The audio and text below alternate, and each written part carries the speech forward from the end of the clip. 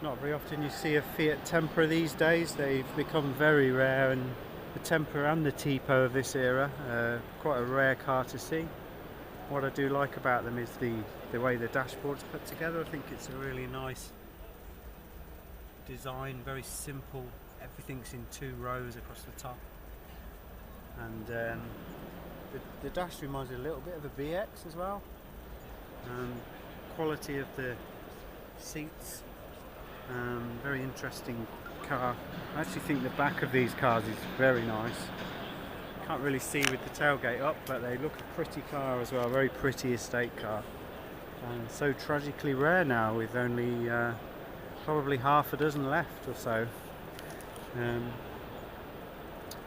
What's the earlier 70s Fiats? 128. This is quite an early car, which is one that I've seen a few times at various different shows. It's about a 71, 72. And we have this little tiny Fiat.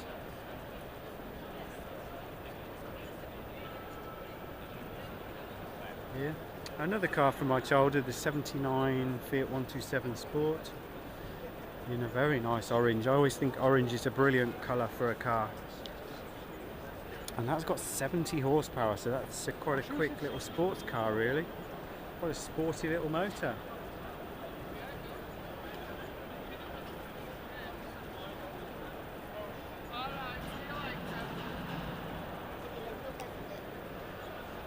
Volkswagen Beetles, historic Volkswagen Group Club.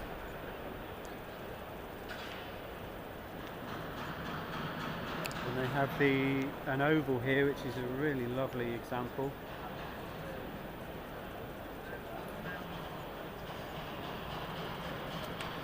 As you can see,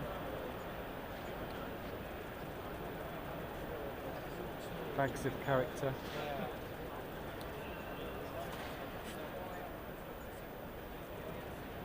Volkswagen Scirocco's, several of those. A very successful and popular car back in the day.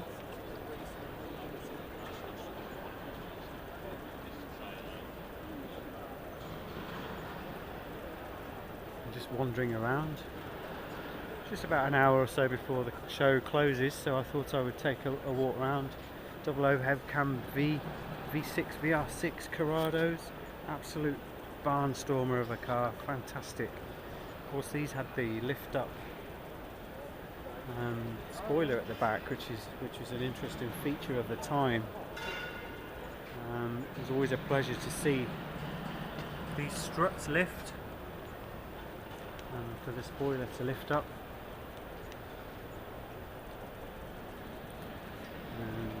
This one looks absolutely like it just came out of the showroom, looks brand new. Really nice to see. It's concourse condition, that is.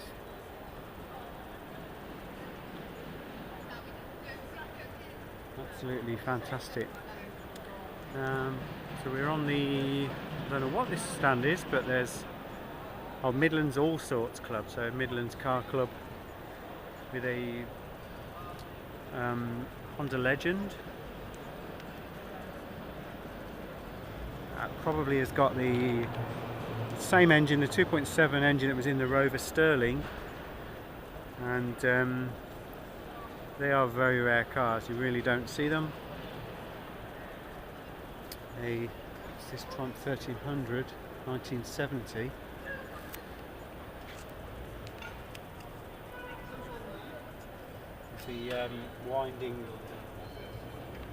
The winding window winders that pop out. Very good. That's a really lovely car. We have a Rover convertible.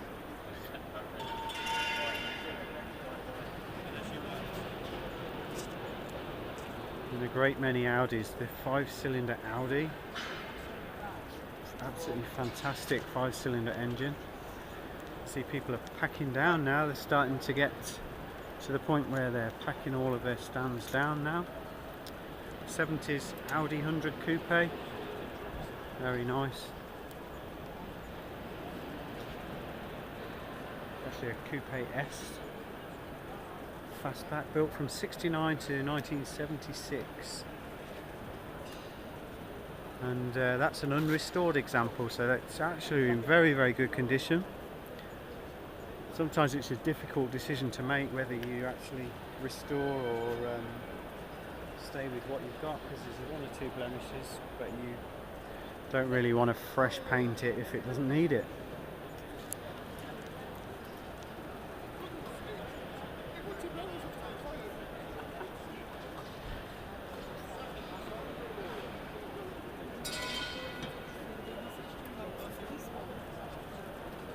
Many people will recognise the Peel 50 from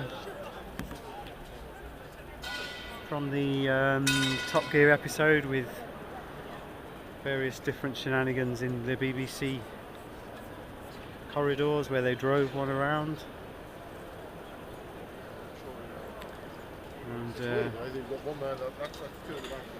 mostly they are blue. This one is typical of the Peel 50. And this one is a Peel Viking Sport from 1972. It's been off the road since 1981, so it's been found and it's ready for renovation. It's due to be restored at some point soon, but it's very original. You can see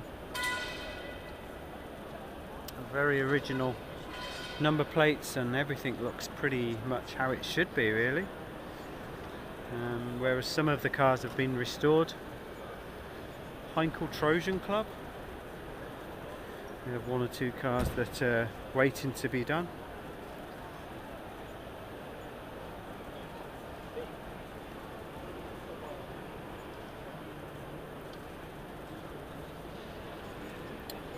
And we have the Renault stand, Renault Turbo 5 Turbo here. And a sporty Twingo with yellow seats, which is very interesting. There's a Renault 10 at the back, which I didn't notice yesterday. Maybe it wasn't here. Maybe it's a late arrival, but that looks very nice.